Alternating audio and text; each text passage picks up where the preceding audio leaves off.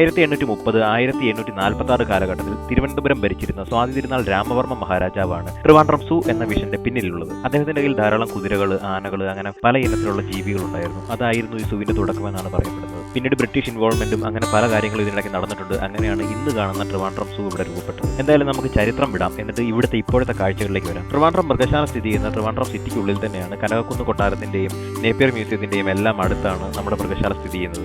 അതുകൂടാതെ ഓപ്പണിംഗ് ടൈമിനെ പറ്റിയും സൂവിനെ പറ്റിയുള്ള മറ്റുള്ള ഡീറ്റെയിൽസും എല്ലാം ട്രിവാൻഡ്രം സൂവിന്റെ ഒരു വെബ്സൈറ്റ് ഉണ്ട്, അതിൽ അവൈലബിൾ ആണ്. നമ്മൾ നേരെ പോകുന്നത് കാട്ടുപോത്തുകളുള്ള ഒരു സെക്ഷനിലേക്കാണ്. അവിടെ അതിന്റെ ഡീറ്റെയിൽസ് എല്ലാം വളരെ വിശദമായി തന്നെ എഴുതി വെച്ചിട്ടുണ്ട്.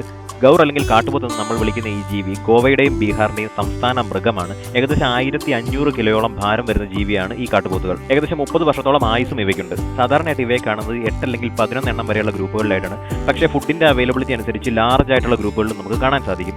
അടുത്തായിട്ട് നമ്മൾ പോകുന്നത് സിംഹവാലൻ കുരങ്ങിന്റെ സെക്ഷനിലേക്കാണ്.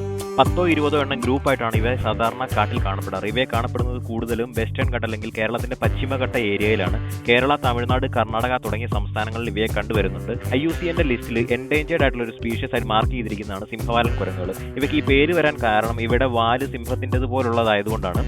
ഇതിന്റെ തൊട്ടടുത്ത്, സിംഹവാലൻ കുരങ്ങിന്റെ തൊട്ടടുത്ത് തന്നെയാണ് ബംഗാൾ കുരങ്ങുകളെ കീപ്പ് ചെയ്തിരിക്കുന്ന കേജ് ഉള്ളത്.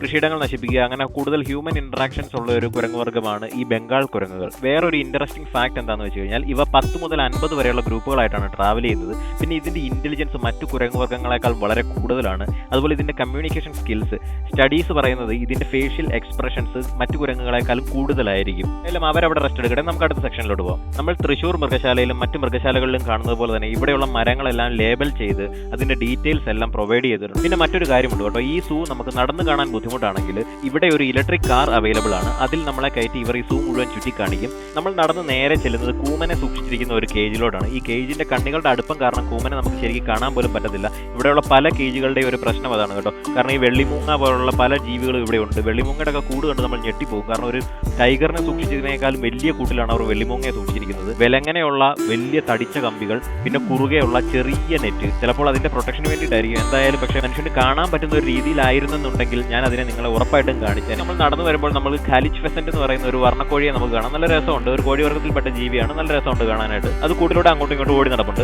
അതിന്റെ അടുത്ത കൂട്ടിൽ ഒരു ഓറഞ്ച് വിങ്ഡ് ആമസോൺ തത്ത കിടപ്പുണ്ട്. നല്ല രസമുണ്ട് തത്തയെ കാണാൻ. പക്ഷേ അതും ഈ പറഞ്ഞതുപോലെ വലയുടെ പിന്നിൽ നിന്ന് നോക്കുമ്പോഴത്തേനും വളരെ വ്യക്തമായിട്ടൊന്നും കാണാൻ സാധിക്കില്ല. ക്യാമറയിൽ തീരെ കാണാൻ സാധിക്കത്തില്ല. എന്തായാലും ആശാൻ മോളിൽ തന്നെ ഇരിപ്പാണ്. താഴോട്ടൊന്നും ഇറങ്ങി വരുന്നില്ല. നെക്സ്റ്റ് കൂടുകളിൽ നമുക്ക് കൂടുതൽ പക്ഷികളെ കാണാം. കോണൂർ പോലുള്ള നല്ല വർണ്ണ പക്ഷികളെ നമുക്ക് കാണാം. പക്ഷേ ഇതൊന്നും കൂടിനടുത്തേക്ക് വരുന്നില്ല. എനിക്ക് തോന്നുന്നത് കൂട്ടിലെ തുരുമ്പ് കാരണമാണോ എന്ന് അറിയത്തില്ല. എന്തായാലും കൂടിനടുത്തോട്ട് വരുന്നില്ല. അവയെല്ലാം കുറച്ച് ഒതുങ്ങി മാറിയിരിക്കുകയാണ്. നമ്മൾ ഖത്തറിന്റെ ഒരു മൃഗശാലയുടെ വീഡിയോ ഇട്ടിട്ടുണ്ട്. ആ വീഡിയോ നോക്കിയാൽ നിങ്ങൾക്കറിയാം ബേഡ്സിനെ കീപ്പ് ചെയ്യാനായിട്ട് അവരൊരു ഓപ്പൺ സ്പേസ് ആണ്, വളരെ വെൽ പ്ലാൻഡ് ആയിട്ടൊരു ഓപ്പൺ സ്പേസ് ആണ് ഉണ്ടാക്കിയിരിക്കുന്നത്. ഇവിടെയും നമുക്ക് കാണാം അങ്ങനെയുള്ള കേജുകളുടെ വർക്കുകൾ നടക്കുന്നുണ്ട്. അപ്പോൾ നിയർ ഫ്യൂച്ചറിൽ നമുക്ക് എക്സ്പെക്ട് ചെയ്യാം ഈ കാണുന്ന പക്ഷികളെയൊക്കെ കുറച്ചുകൂടെ ഓപ്പൺ ആയിട്ടുള്ള സ്പേസിലേക്ക് മാറ്റുമെന്ന്. ഇവിടെ നമ്മൾ കാണുന്ന ക്രിട്ടിക്കലി എൻഡേഞ്ചേർഡ്, അതായത് ലോകത്ത് തീരെ നമ്പർ കുറവുള്ള ഒരു ജീവിയാണ് ബംഗാൾ കഴുകൻ എന്ന് പറയുന്നത്. നല്ല രസമാണ് ഇവയെ കാണാനായിട്ട്. നമുക്ക് മറ്റു സ്ഥലങ്ങളിലൊന്നും കാണാൻ പറ്റാത്തൊരു എക്സിബിറ്റ് ആണ് ബംഗാൾ കഴുകൻ. ഇതൊരു സോഷ്യൽ ആയിട്ടുള്ള ബേർഡാണ് കേട്ടോ.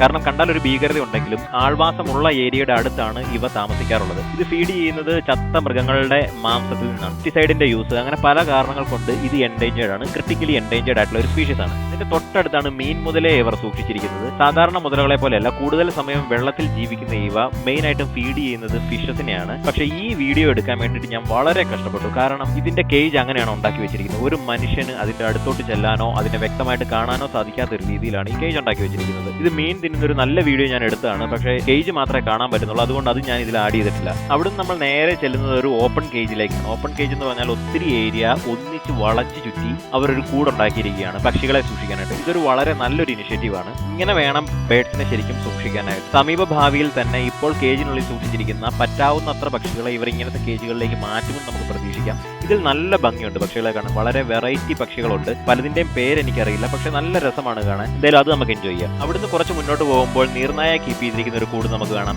അത് കഴിഞ്ഞിട്ട് ഇവിടുത്തെ മെയിൻ അട്രാക്ഷൻ ആയിട്ട് വരുന്ന പന്നിക്കരടി അല്ലെങ്കിൽ സ്ലോത്ത് ബിയർ എന്ന് പറയുന്ന ഒരു എക്സിബിറ്റ് ഉണ്ട്. ഈ സ്ലോത്ത് ബിയർ എന്ന് പറയുന്നത് ഇന്ത്യയിൽ മാത്രം കാണപ്പെടുന്ന ഒരു കരടി വിഭാഗമാണ്. ഇത് മെയിൻ ആയിട്ട് ഫീഡ് ചെയ്യുന്നത് ഉറുമ്പുകളെയും ചെതലുകളെയും ഒക്കെയാണ്. ഇതിന്റെ ഫിസിക്കൽ സ്ട്രക്ചർ നോക്കിയാൽ തന്നെ നമുക്കറിയാം. ഇതിന്റെ നീണ്ട മൂക്കും ചെറിയ അടിച്ചുണ്ടുകളും, അങ്ങനെ ഇതിന്റെ ഫിസിക്കൽ സ്ട്രക്ചർ തന്നെ ഇത്തരം ജീവികളെ കഴിക്കാൻ വേണ്ടിയിട്ടുള്ള രീതിയിലാണ്. ഇതൊരു നൊക്ടേണൽ ആയിട്ടുള്ള ആനിമൽ ആനിമലാണ്. എന്ന് വെച്ചാൽ രാത്രി കാലങ്ങളിൽ ഇരപിടിക്കുകയും പകല് ഡെൻസ് ഫോറസ്റ്റിലോ അല്ലെങ്കിൽ ഗുഹകളിലോ മാത്രം താമസിക്കുകയും ചെയ്യുന്ന ഒരു ജീവിയാണ് സ്ലോത്ത് ബിയർ. ഇപ്പോഴത്തെ ചൂടുകൊണ്ടാണോന്ന് അറിയില്ല, ഇത് നന്നായിട്ട് അണയ്ക്കുന്നുണ്ടായിരുന്നു. എന്തായാലും ഈ കൂടിനുള്ളിൽ തന്നെ ഇവർ വെള്ളം സ്പ്രേ ചെയ്യാനെല്ലാം സംവിധാനം ഒരുക്കിയിട്ടുണ്ട്. അതുകൊണ്ട് തന്നെ ഇത് വെള്ളം സ്പ്രേ ചെയ്യുന്ന ഭാഗത്തായിട്ട് പോയിരിക്കുന്നത് കാണാം.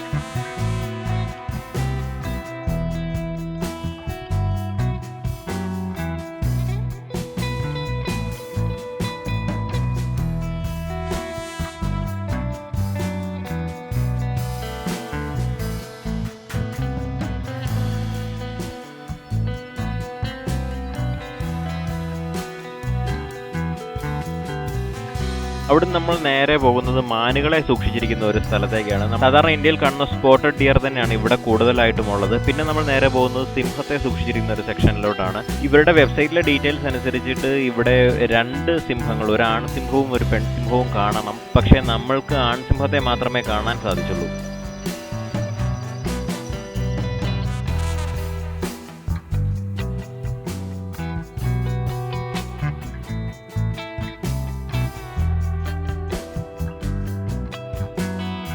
ഇൻട്രസ്റ്റിംഗ് ആയിട്ടുള്ള ഒരു എക്സിബിറ്റ് ആണ് ഹിപ്പോപ്പൊട്ടാമസ്. ധാരാളം ഹിപ്പോപ്പൊട്ടാമസുകൾ ഇവിടെയുണ്ട്. ഒരു കുഞ്ഞുമുണ്ട്. ഹിപ്പോപ്പൊട്ടാമസ് വളരെ സ്ലോ ആയിട്ടുള്ള ഒരു ജീവിയായിട്ട് നമുക്ക് തോന്നുമെങ്കിലും വളരെ ഫാസ്റ്റ് ആയിട്ടുള്ള അഗ്രസീവ് ആയിട്ടുള്ള ഒരു ജീവിയാണ് ഹിപ്പോപ്പൊട്ടാമസ്. ഇത് വളരെ ടെറിട്ടോറിയൽ ആണ്. പ്രത്യേകിച്ച് കുഞ്ഞുങ്ങളുള്ള സമയത്ത് ഇതിന്റെ ടെറിട്ടറിയിലോട്ട് ആരെങ്കിലും ചെന്നാൽ ഇത് ആക്രമിക്കാനുള്ള സാധ്യത വളരെ അധികമാണ്. വളരെ സ്ട്രോങ് ആയിട്ടുള്ള ബൈറ്റ് ഫോഴ്സ് ഉള്ള, വെള്ളത്തിലൂടെ വളരെയധികം സ്പീഡിൽ നീന്തുന്ന ഒരു ജീവിയാണ് ഹിപ്പോപ്പൊട്ടാമസ്. പിന്നെ നമുക്കിവിടെ റിനോ അല്ലെങ്കിൽ കാണ്ടാമൃഗം എന്ന് നമ്മൾ വിളിക്കുന്ന ജീവിയെ കാണാൻ സാധിക്കും.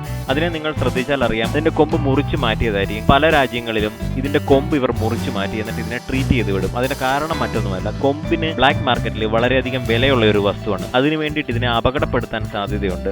അങ്ങനെ ഒരു അവസ്ഥ ഉണ്ടാവാതിരിക്കാൻ വേണ്ടിയിട്ട് ലീഗലായി തന്നെ ഇതിന്റെ കൊമ്പ് മുറിച്ച് മാറ്റി നശിപ്പിച്ച് കളയുന്ന ഒരു പ്രോസസ് ഉണ്ട്. നിങ്ങൾ ഇന്റർനെറ്റിൽ നോക്കുവാണെങ്കിൽ ഈ ഡീറ്റെയിൽസ് നിങ്ങൾക്ക് അവൈലബിൾ ആണ്. ആഫ്രിക്കയിലും മറ്റും ആനകളുടെ പോലും കൊമ്പുകൾ മുറിച്ചെടുത്ത് അവയെ ട്രീറ്റ് ചെയ്ത് തിരിച്ച് കാട്ടിലേക്ക് വിടും. കാരണം കൊമ്പിന് വേണ്ടിയിട്ടുള്ള വേട്ട അവസാനിപ്പിക്കാൻ വേണ്ടിയിട്ടാണ്.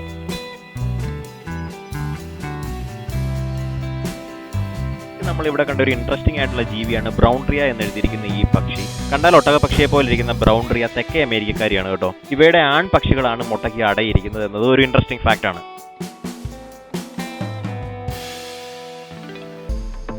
പിന്നെ നമ്മുടെ തിരുവനന്തപുരം മൃഗശാലയിൽ മാനുകളുടെ ഒരു വളരെ നല്ല കളക്ഷൻ ഉണ്ട് കേട്ടോ. പല തരത്തിലുള്ള മാനുകളുണ്ട്. സ്പോട്ടഡ് ആയിട്ടുള്ളത്, അല്ലാതെ ബ്രൗൺ കളറുള്ളത്, അങ്ങനെ പല തരത്തിലുള്ള മാനുകളുടെ ഒരു വളരെ നല്ല കളക്ഷൻ തന്നെ നമ്മുടെ തിരുവനന്തപുരം മൃഗശാലയിലുണ്ട്.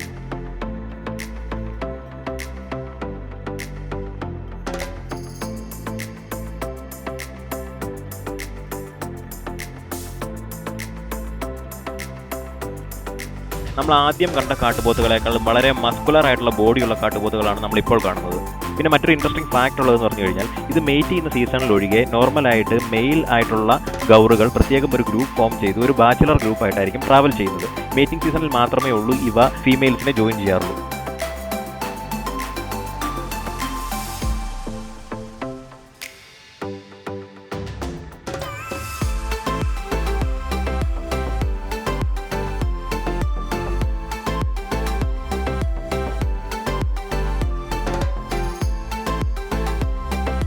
അവിടെ നിന്ന് നമ്മൾ നേരെ പോകുന്നത് ഇരപിടിയന്മാരായിട്ടുള്ള ജീവികളുടെ സെക്ഷനിലേക്കാണ്. ആദ്യം സ്റ്റാർട്ട് ചെയ്യുന്നത് തന്നെ പുള്ളിപ്പുലിയുടെ സെക്ഷനാണ്. ഈ പുലികൾ എന്ന് പറയുന്നത് വളരെ നീളമുള്ള കാറ്റ് വിഭാഗമാണ്. നീളമുണ്ട്, എന്നാൽ കാലിന് നീളക്കുറവായിരിക്കും. അതുകൊണ്ട് തന്നെ ഇവ എക്സലന്റ് ക്ലൈംബേഴ്സ് ആണ്. എന്നുവെച്ചാൽ മരത്തെ കയറുക, അങ്ങനത്തെ ആക്ടിവിറ്റീസ് ഇതിന് വളരെ ഈസി ആയിരിക്കും. പിന്നീട് വീണ്ടും മുന്നോട്ട് വരികയാണെങ്കിൽ കടുവയെ സൂക്ഷിച്ചിട്ടുണ്ട്. പിന്നെ വെള്ളക്കടുവയെ സൂക്ഷിച്ചിട്ടുണ്ട്. ഈ വെള്ളക്കടുവ എന്ന് പറയുന്നത് അല്ലെങ്കിൽ കടുവ എന്ന് പറയുന്നത് തന്നെ ടെറിട്ടോറിയൽ ആയിട്ടുള്ള ഒരു ജീവിയാണ്. ഇതിന്റെ ഏരിയയിലോട്ട് മറ്റു കടുവകൾ വരാനായിട്ട് ഇത് അനുവദിക്കുകയില്ല. അതുപോലെ മറ്റ് ഫീമെയിൽ കടുവകൾക്ക് ആ ഏരിയയിലോട്ട് വരാം. പക്ഷേ ഒരു മെയിൽ കടുവ മറ്റൊരു കടുവയുടെ ടെറിട്ടറിയിലോട്ട് വരികയാണെന്നുണ്ടെങ്കിൽ അവ തമ്മിലൊരു ഫൈറ്റ് ഉണ്ടാവും. എന്നിട്ട് ആരാണോ ജയിക്കുന്നത് അവൻ ആ ടെറിട്ടറിയിൽ നിൽക്കുകയും മറ്റവൻ ആ ടെറിട്ടറി വിട്ട് പോവുകയും വേണം. പിന്നെ നമ്മൾ മുന്നോട്ട് വരുമ്പോൾ ഇവിടെ കാണുന്നത് വെള്ളക്കടുവകളെയാണ്. വെള്ളക്കടുവകളെ നമുക്ക് കാട്ടിൽ അങ്ങനെ കാണാൻ സാധിക്കുകയില്ല. പ്രത്യേക ജീനുകളുള്ള അമ്മയും അച്ഛനും തമ്മിൽ മേറ്റ് ചെയ്തെങ്കിൽ മാത്രമേ വെള്ളക്കടുവ ഉണ്ടാവുകയുള്ളൂ. നമ്മൾ നേരെ ചെല്ലുന്നത് ബട്ടർഫ്ലൈ പാർക്കിലേക്കാണ്. ബട്ടർഫ്ലൈ പാർക്കിൽ ഇവർ ബട്ടർഫ്ലൈക്ക് വേണ്ടിയിട്ട് വളരെയധികം സംവിധാനങ്ങൾ ചെയ്തിട്ടുണ്ട്. വെള്ളം സ്പ്രേ ചെയ്യുന്നുണ്ട്, അവിടുത്തെ ഒരു തണുപ്പ് നിലനിർത്താൻ ശ്രമിക്കുന്നുണ്ട്. പക്ഷേ എനിക്ക് അധികം ബട്ടർഫ്ലൈസിനെ ഒന്നും കാണാൻ സാധിച്ചില്ല. ഇവരിവിടെ കുറേ ഫോട്ടോയൊക്കെ വെച്ചിട്ടുണ്ട്, ഇന്ന ബട്ടർഫ്ലൈസ് ഇവിടെ ഉണ്ടെന്ന്. പക്ഷേ എനിക്ക് അധികം എണ്ണത്തിനെ കാണാൻ സാധിച്ചില്ല. ചിക്ലൈ പാർക്കിൽ നിന്ന് നമ്മൾ നേരെ ചെല്ലുന്നത് ഓസ്ട്രിച്ച് അല്ലെങ്കിൽ ഒട്ടകപ്പക്ഷിയെ സൂക്ഷിച്ചിരിക്കുന്ന ഒരു സ്ഥലത്തേക്കാണ്. അവിടെ നമ്മൾ പോകുന്നത് റെപ്റ്റൈൽസ് അല്ലെങ്കിൽ ഇഴജന്തുക്കളെ സൂക്ഷിച്ചിരിക്കുന്ന സ്ഥലത്തേക്കാണ്. അവിടെ നമുക്ക് കാണാവുന്ന ഏറ്റവും അടിപൊളി ഒരു സാധനം ഗ്രീൻ അനോക്കോണ്ടയാണ്. ആമസോൺ കാടുകളിൽ കോമൺ ആയി കാണപ്പെടുന്ന ഗ്രീൻ അനോക്കോണ്ടയെ നമുക്കിവിടെ കാണാൻ സാധിക്കും. പിന്നെ നമ്മുടെ നാട്ടിൽ കാണുന്ന വിഷപ്പാമ്പുകളെ, അതായത് മൂർഖൻ, രാജവമ്പാല തുടങ്ങിയ പല വിഷപ്പാമ്പുകളെയും നമുക്കിവിടെ കാണാൻ സാധിക്കും. പിന്നെ റയർ ആയിട്ടുള്ള പച്ചിലപ്പാമ്പ് പോലുള്ള പാമ്പുകളെയും നമുക്കിവിടെ കാണാൻ സാധിക്കും.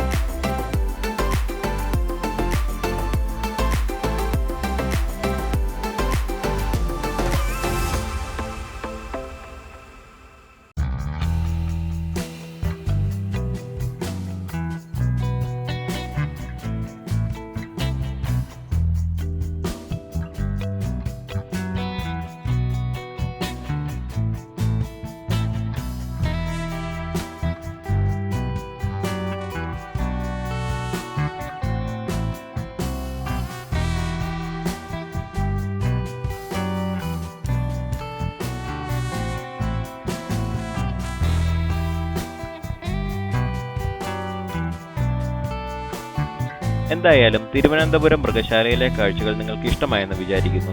ഇഷ്ടമായെങ്കിൽ ലൈക്ക് ചെയ്യുക, ഷെയർ ചെയ്യുക, സബ്സ്ക്രൈബ് ചെയ്യുക. ഇഷ്ടമായില്ലെങ്കിൽ എന്താണ് ഇഷ്ടപ്പെടാത്തതെന്ന് കമൻറ്റ് ചെയ്യുക. വീണ്ടും കാണും വരെ ഗുഡ് ബൈ.